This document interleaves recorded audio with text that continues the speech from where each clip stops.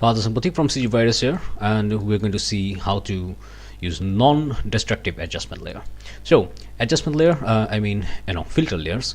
So you can press Ctrl Alt U or Ctrl U to get some adjustment layer. You can go to the filter and you can do lots of stuff with it. All right.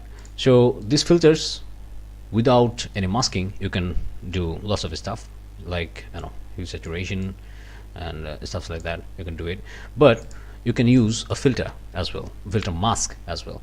So what does this filter mask do is basically this is a non-destructive approach.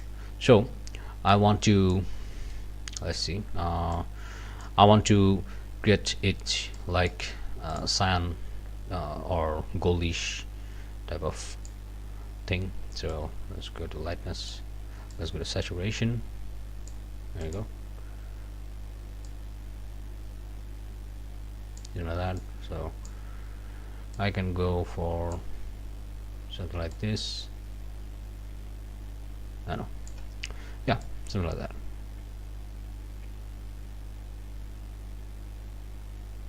All right. So let's press OK. All right. So this is a filter. You can use lots of filter here, not a problem. Multiple filters. So suppose I want to change it. So how can we do it? Is basically right click, properties, and you will get your hue saturation filter again, and you can change it accordingly. So non-destructive approach. So that's what the magic is. All right. So that's how you can work with it. So that's it. I'm Father Sampathik from CG Virus, and we're going to see you next time. Bye bye.